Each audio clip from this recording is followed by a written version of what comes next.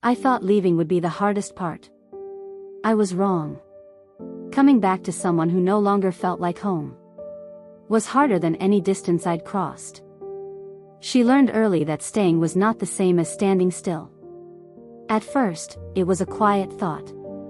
One that came to her late at night, when the city outside her window fell into a tired silence and the weight of responsibility felt heavier than the room itself. She would lie awake, counting expenses in her head, replaying conversations she hadn't spoken out loud, wondering how long a person could keep promising soon before it stopped sounding believable. She wasn't unhappy. That was the part that confused people. She had a job. Not a dream job, but steady. She had a relationship that felt familiar, safe, built on years of shared history rather than grand gestures. And she had a family that depended on her, not in dramatic ways, but in the slow, constant way that shaped every decision she made. Still, something inside her kept shifting. Not dissatisfaction. Awareness. The world was larger than the life she was living, and she could feel it pressing in on her from all directions. The idea of working overseas didn't come as a sudden decision. It arrived through other people's stories. A cousin who sent money home regularly. A neighbor who returned once a year with gifts and a quiet exhaustion behind her smile. Women who left ordinary lives and came back changed, not always happier, but undeniably different. At first, she listened without imagining herself among them. Then one evening, she brought it up casually. Not as a plan. As a thought. They were sitting across from each other, sharing a meal they'd eaten 100 times before. The kind of routine that felt comforting until it didn't. "What would you think," she asked gently, "if I worked abroad for a few years?" He didn't answer right away. He rarely did when something mattered. He asked practical questions instead. Where? How long? For what kind of work? Questions that felt like concern, but also like distance, like he was already trying to measure how far away she might become. "I'd miss you," he said finally. She smiled, because that was the answer she wanted. They talked about it in fragments after that. In between daily life. In half-finished conversations that drifted away when something else demanded attention. They spoke about money. About saving. About how temporary everything would be. They didn't talk about what distance does to people. She applied quietly. The paperwork took months. Medical checks. Interviews. Long waits filled with doubt. Each step forward made the idea more real, and with that reality came a subtle fear she didn't know how to name. When the offer finally came, it didn't feel triumphant. It felt heavy. She told him that night. Sat beside him instead of across from him, as if proximity might soften the impact. "I got it," she said. He nodded. Again, no immediate reaction. Just a deep breath he tried not to make obvious. They didn't fight. They didn't celebrate. They sat with the truth of it. In the days that followed, she noticed how differently they processed the same future. She planned. Lists. Budgets. Schedules. She researched housing and work hours and the cost of phone calls across time zones. He stayed where he was. Still loving. Still present. But rooted in the life he already knew. Their conversations shifted without either of them realizing it. She talked about preparation. He talked about waiting. She spoke of sacrifice as something temporary. He spoke of absence as something to endure. They were both right. The night before her departure, the air between them felt fragile. Not tense, just delicate. As if too much honesty might crack something neither of them knew how to repair. They lay awake together, their hands touching in the dark. "I'll come back," she said softly. "I know," he replied. But what he meant was different from what she meant. She meant changed, but stronger. More capable. More certain. He meant the same. The morning she left, her family gathered quietly. No dramatic goodbyes. No speeches. Just embraces that lingered longer than usual. Her mother pressed something into her hand, a small reminder of home she hadn't asked for but knew she'd need. At the airport, she stood with him one last time. He looked proud. Worried. A little lost. "Don't forget us," he said, trying to smile. "I won't," she answered. And she believed it. As the plane lifted off, she watched the ground grow smaller and felt something unexpected rise in her chest. Not fear. Resolve. She didn't know what she would become out there. Only that staying had started to feel like a kind of disappearance. And she was not ready to vanish quietly. Leaving home didn't feel dramatic the way people imagine it does. There was no cinematic goodbye, no moment where time slowed down and everything suddenly felt meaningful. It felt practical. Necessary. Almost quiet. She boarded the plane with a suitcase that carried more hope than certainty, telling herself this was temporary. A few years, maybe less. Enough time to earn, to send money back, to help her family breathe a little easier. Love, she believed, was strong enough to survive distance. People did it all the time. At least, that's what she told herself. The first months overseas were harder than she expected, but not in the ways she had feared. The work was exhausting, yes. Long hours, repetitive tasks, bodies moving in patterns that left little room for thought. But what surprised her most was the silence. Not the absence of noise, but the absence of familiarity. No one knew her history. No one cared where she came from or who she used to be. At first, she hated that. Then slowly, she began to understand the freedom hidden inside it. Her days started early.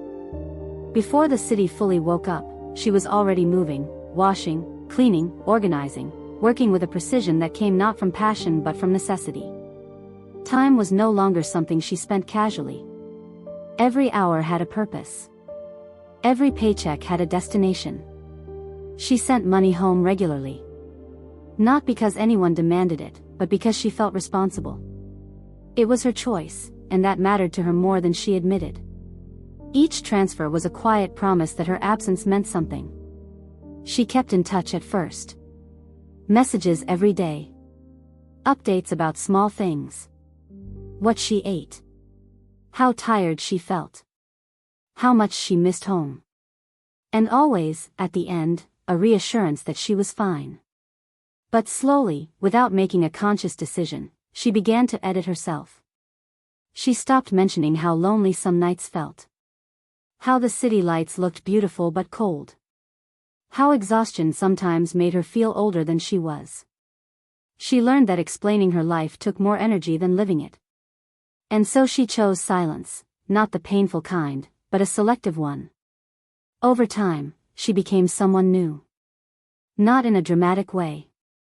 There was no moment of transformation she could point to. Just small shifts.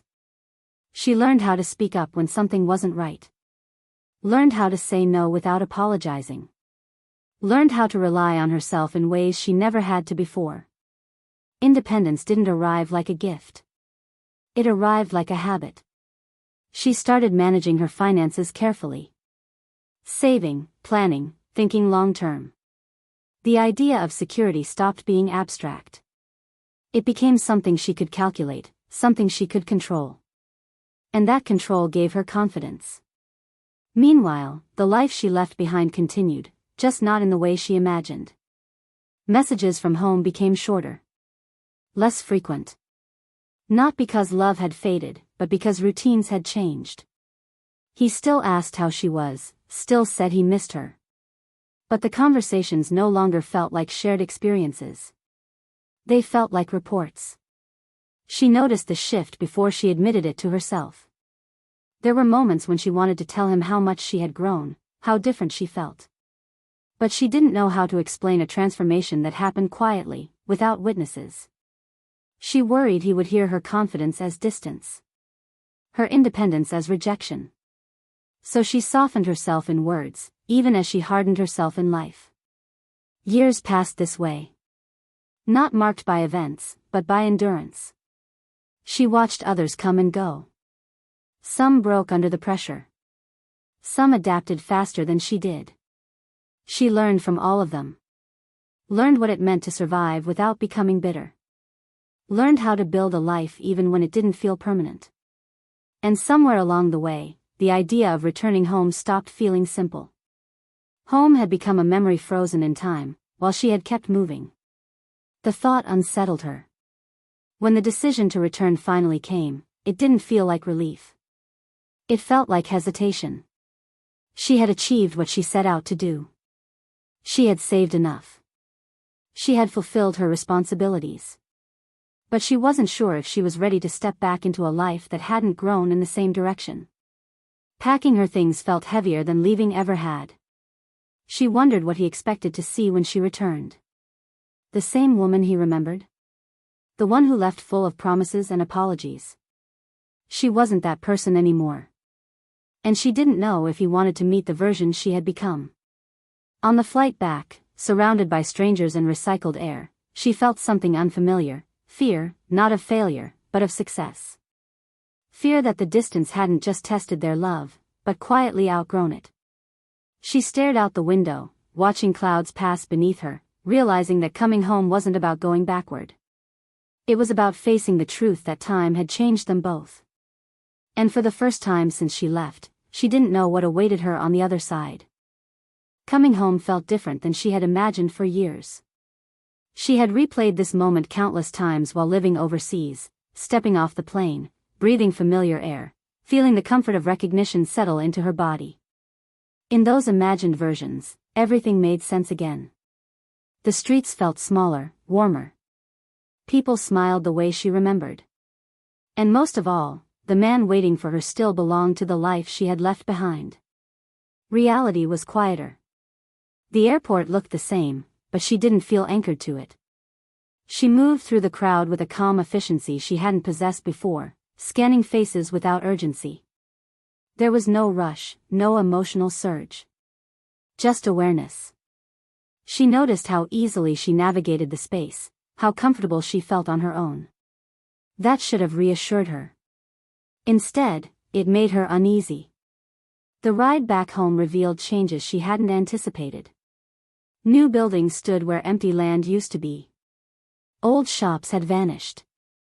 Even the roads seemed more crowded, louder, as if the city had grown impatient while she was away. She realized she was no longer returning to a preserved version of home, but to something that had evolved without her consent. When she finally saw him, standing where he had promised to wait, the recognition was immediate, but incomplete. He looked familiar in structure, but not in presence. There was confidence in the way he stood, an ease she didn't remember. His posture carried certainty, not longing. He smiled when he saw her, but it was a smile shaped by habit, not surprise. She felt the distance immediately. Not physical. Emotional. They embraced, but it felt symbolic rather than instinctive. Like two people reenacting something meaningful instead of living inside it. She noticed how quickly he let go. How his attention drifted back to the world around them. On the drive home, silence filled the spaces between polite conversation. He spoke about work. About responsibilities. About how busy life had become.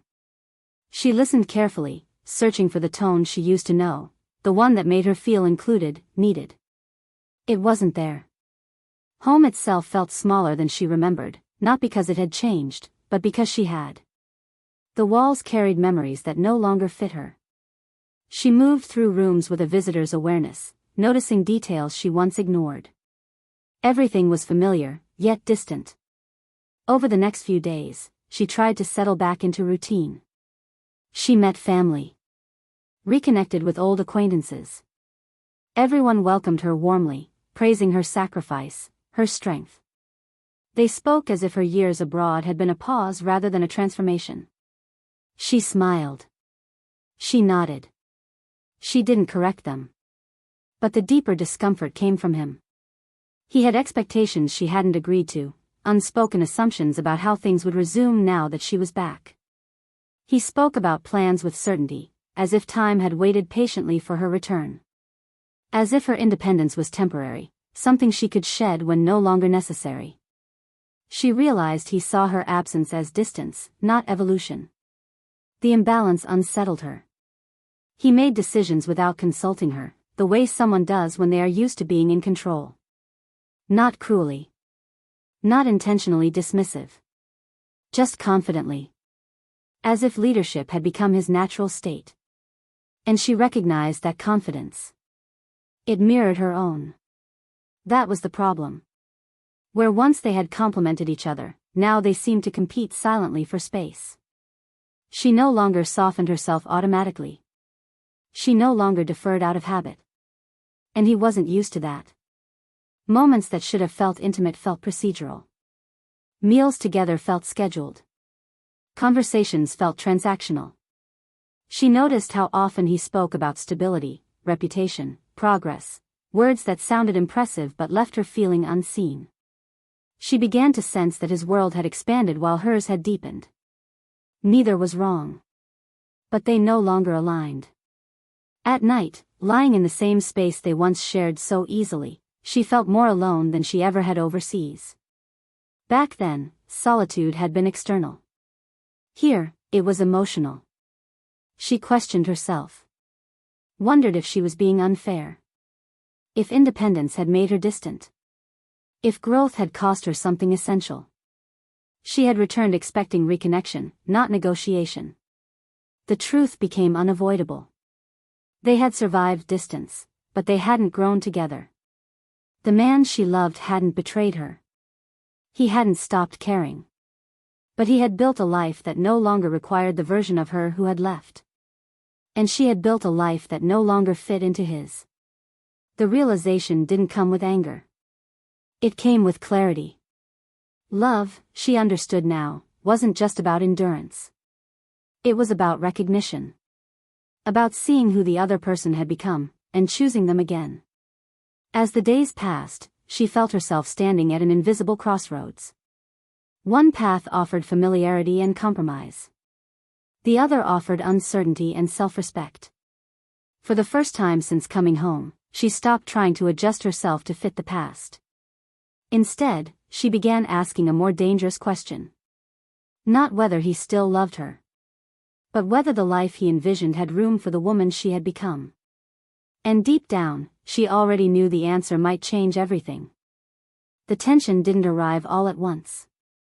It seeped in quietly, disguised as concern, wrapped in the language of family and responsibility. At first, it came in questions. Casual ones. Questions about plans, about timelines, about what came next now that she was home.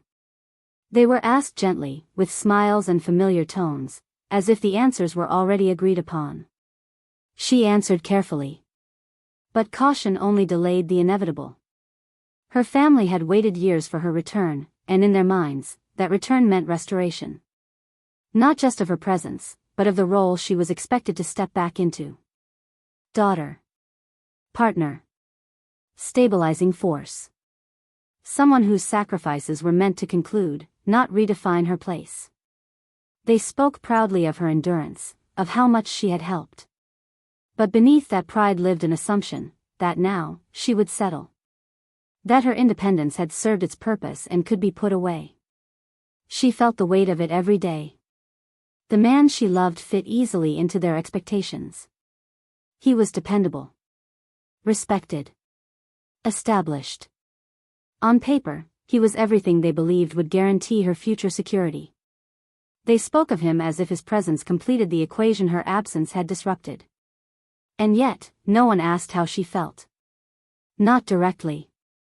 She noticed how conversations shifted when she entered the room. How decisions were discussed around her rather than with her. How plans involving her life were framed as practical necessities rather than choices. It wasn't malicious. It was generational.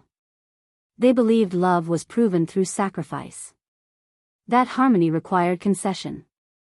That stability mattered more than alignment. And in their view, she had already proven herself strong enough to bend. What unsettled her most was how easily he accepted this narrative. He didn't challenge the assumptions.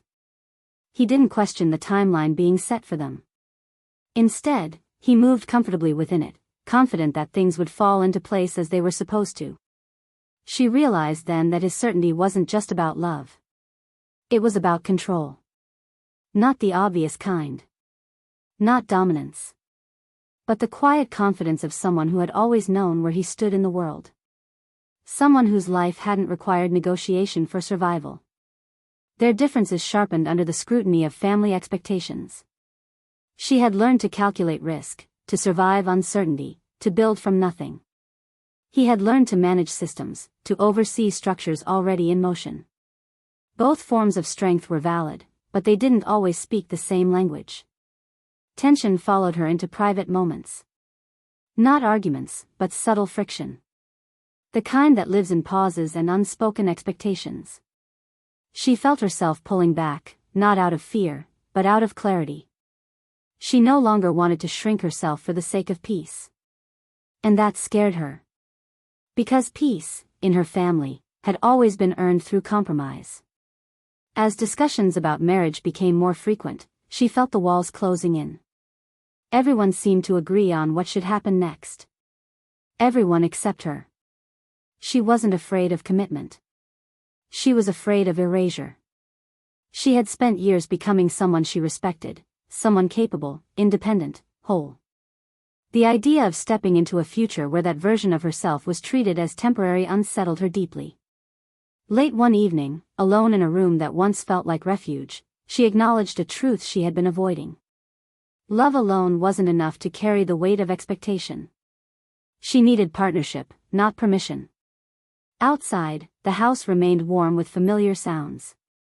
Inside, she felt the quiet pressure of a decision approaching, one that would force her to choose between honoring her past sacrifices or preserving family harmony. And for the first time, she considered something radical. What if choosing herself wasn't selfish? What if it was necessary? The thought didn't bring relief. It brought resolve. Because she knew that whatever came next would demand honesty. Not just with him, not just with her family, but with herself. And honesty, she had learned, was rarely comfortable. She had always believed confrontation looked loud. Raised voices. Accusations. A breaking point that announced itself clearly. She was wrong. When the moment finally arrived, it was quiet. It began with an ordinary day, the kind that feels deceptively stable. Familiar routines. Shared spaces. A sense that life was moving forward simply because everyone expected it to. The weight of what had been building didn't disappear, it settled. She realized she could no longer carry it alone. The distance between them had become undeniable, even without words. Not because affection was gone, but because understanding was. She felt unseen in conversations meant to bring them closer. Her achievements overseas were acknowledged but not understood. Her independence was admired in theory but inconvenient in practice. She noticed how often compromise flowed in one direction. It became clear that love, as he understood it, was built on assumption. On continuity. On the belief that the future would resemble the past, just slightly improved. He wasn't cruel. He wasn't careless. He simply didn't see the version of her that had emerged through years of necessity and self-reliance. And she could no longer pretend that was enough. The realization didn't arrive as anger. It arrived as grief. Grief for the life she once imagined. For the simplicity of believing that love would automatically adjust to change. For the younger version of herself who thought endurance was the same as compatibility. She thought about the years she spent alone in unfamiliar places, learning how to navigate the world without safety nets. About how every decision she made carried consequences she alone had to manage. Those experiences hadn't hardened her, they had clarified her. She no longer needed to be chosen. She needed to be met. As the truth settled, something inside her steadied. The fear that once kept her quiet began to lose its hold. She understood now that silence would cost her more than conflict ever could. The moment she stopped minimizing herself, everything shifted. She felt the weight lift, not because the situation resolved, but because she stopped betraying her own experience to preserve comfort. She recognized that love demanded honesty, even when honesty disrupted stability. And so she allowed the truth to exist between them. Not as an accusation. Not as a demand. But as a boundary. The reaction wasn't explosive. It was revealing. She saw uncertainty where confidence used to be. Discomfort where control once lived. It became evident that his vision of their future hadn't accounted for negotiation. He hadn't imagined love requiring adaptation on his part. That realization hurt more than rejection ever could. Because it meant the gap between them wasn't emotional, it was philosophical. She understood then that the decision she faced wasn't about choosing between him and independence. It was about choosing between familiarity and self-respect. The clarity terrified her. But it also grounded her. She had crossed continents alone. Built stability from uncertainty. Redefined herself without guidance. She was capable of surviving loss if that loss preserved her integrity. For the first time since returning home, she didn't feel torn. She felt decisive. The future no longer looked like a continuation of what was expected. It looked undefined, challenging, and honest. And strangely, that uncertainty felt lighter than the certainty she was being offered. As she stood on the edge of that realization, she knew one thing for certain. Whatever came next would not be shaped by fear. It would be shaped by truth. Resolution didn't arrive the way she once imagined it would. There was no single moment of certainty, no dramatic declaration that suddenly made everything clear. What came instead was acceptance. Not the kind that feels like surrender, but the kind that feels honest. In the days that followed, she allowed herself to sit with what had surfaced. Without rushing. Without forcing answers. She moved through familiar spaces with a new awareness, noticing how her body responded to them now. What felt grounding? What felt restrictive? What felt like a return, and what felt like a compromise she could no longer justify? She understood that love, when real, should not require disappearance. And she had disappeared before. Not physically, but emotionally. Shrinking her voice. Editing her needs. Softening her boundaries to preserve harmony. She had done it out of care, out of loyalty, out of fear that asserting herself would cost her everything. Now she knew better. Her family, too, began to sense the shift. Not because she announced it, but because she stopped yielding automatically. She listened, but she no longer absorbed expectations as obligations. The dynamic changed quietly. Respect, she learned, often follows clarity. She didn't frame her choice as rebellion. She framed it as continuity. The woman who had survived years abroad wasn't a phase. She was the foundation. And any future built without acknowledging that truth would eventually collapse. As for him, the space between them remained, no longer avoided, but acknowledged. She saw him clearly now. Not as a villain. Not as a failure. Just as someone whose vision of love didn't evolve in the same direction. And clarity, she realized, was its own kind of closure. Letting go didn't feel like loss the way she expected. It felt like alignment. Painful, yes. But clean. Free of resentment. Free of regret. She didn't know exactly what the future held. Where she would live. What she would build next.